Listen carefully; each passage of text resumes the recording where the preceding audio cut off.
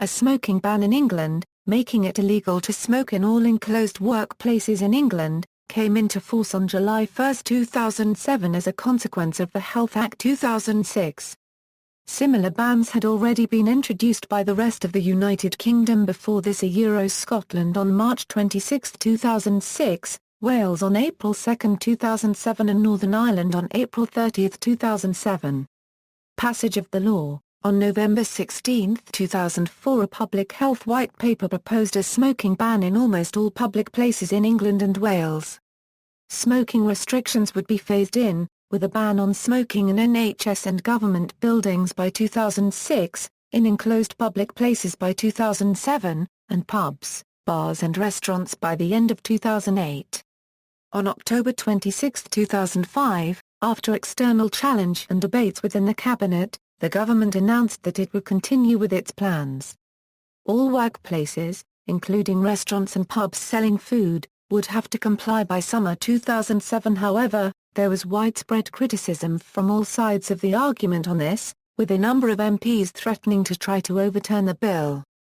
Many representatives of the licensed trade told the government that only a total ban would work, and over 90 MPs signed a motion demanding this, with over 100 signing a petition for a free vote on the issue. It was reported on November 24 that Chief Medical Officer Liam Donaldson nearly quit over the partial ban, but decided to stay to champion a total ban. On the same day, the government released the results of the public consultation, after Cancer Research UK demanded them under the Freedom of Information Act, which revealed that nearly 9 out of 10 respondents wanted a total ban. On January 11, 2006, the government further announced that it would give MPs a free vote on an amendment to the Health Bill, submitted by the Health Select Committee, to instigate a comprehensive smoke-free workplace regulations. Health Secretary Patricia Hewitt voted in favour of the amendment and, in so doing, voted against her own department's then publicly stated policy. All other parties had offered free votes on the issue, which was debated on February 14, with 3 options: the present compromise, a total ban, or an exemption for members' clubs only. On February 14, 2006, the House of Commons first voted on the amendment to the original compromise plan, to extend the ban to all enclosed public places except private members' clubs. The amendment was carried with a large majority. MPs then voted on a further amendment to ban smoking in all enclosed public places including private members' clubs. Again, this amendment gained significant support and was carried with a large majority. This therefore replaced the earlier successful amendment, which would have allowed smoking only in private members' clubs. The legislation was passed by the House of Lords, allowing a total smoking ban in enclosed public places to come into force in England. Political opposition did not entirely disappear at this point. The House of Lords Economic Affairs Committee accused the government of overreacting to the threat posed by passive smoking and said that the smoking ban was symptomatic of MPs' failure to understand risk. On June 7, 2006. The ban came into force on July 1, 2007, as announced on 30 November 2006 by former Secretary of State for Health Patricia Hewitt, who called it a huge step forward for public health. Following the passing of the law, on June 30, 2010, the recently formed coalition government announced that it would not be reviewing the ban. An attempt in October 2010 by Conservative MP David Nuttall to amend the law to exempt private members' clubs and pubs from the smoking ban was defeated in the House of Commons on its first reading. Exemptions from the law. While the ban affects almost all indoor workplaces, some exemptions were provided: bus shelters, phone boxes, hotel rooms, nursing homes, prisons, offshore oil rigs, psychiatric wards, stages, television sets, specialist tobacconists in relation to sampling cigars and/or pipe tobacco. An exemption was also theoretically possible within the Palace of Westminster, as for other royal palaces, although members of the House of Commons and the House of Lords agreed to observe the spirit of the ban and restrict any smoking within the grounds of Parliament to 4 designated outside areas. Smoking is permitted in a private residence, although not in areas used as a shared workspace. In flats with communal entrances or shared corridors, these must be smoke-free. Although prisons and hotel rooms are provisionally exempt, university halls of residence presented some dilemmas in practice as regards defining what is public and private. Several universities have imposed a blanket ban on smoking, including halls of residence.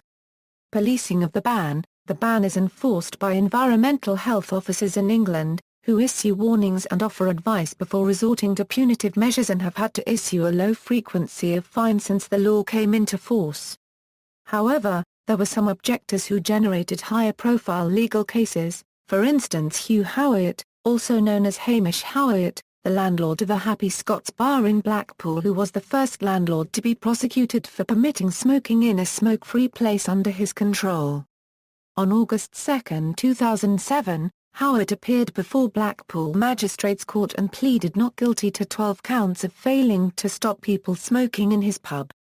On December 2, 2008, Howat effectively had his premises licence revoked, after an appeal by Blackpool Council was upheld. He was not allowed to appeal, and Howat had to close the Del Boys Bar following the decision. There have been some incidents of violence perpetrated by people refusing to obey the ban, in one of which a former heavyweight boxer, James Warbler, was shot in the head after he asked a customer at a nightclub to stop smoking and later died of his injuries. However, the view of enforcement authorities is that the smoke-free workplace regulations are simple to understand, popular, and as a result largely self-policing. For a short while, bars in the UK that offered shisha were still allowed to provide their services inside the establishment, however the ban covered this area in late 2007, leading to a rapid decline in shisha bars. Opposition to the ban, a group calling themselves Freedom to Choose, launched a campaign for a judicial review of the smoke-free workplace regulations, claiming a breach of the Human Rights Act 1998, as it does not respect the right to privacy of people who wish to smoke in public. Supporters of the regulations put forward counter-arguments positing that the rights of smokers to indulge in their habits cease as soon as it negatively affects other people in the vicinity.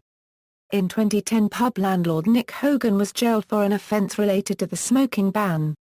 In 2012 it was reported that 5 years after the introduction of the smoking ban in England, almost 7 out of 10 licensees want the legislation amended to allow for separate smoking rooms in pubs. Minority parties such as the British National Party and United Kingdom Independence Party have also stated their opposition to the ban. See also, smoking in the United Kingdom, list of smoking bans, Smoke Easy, references.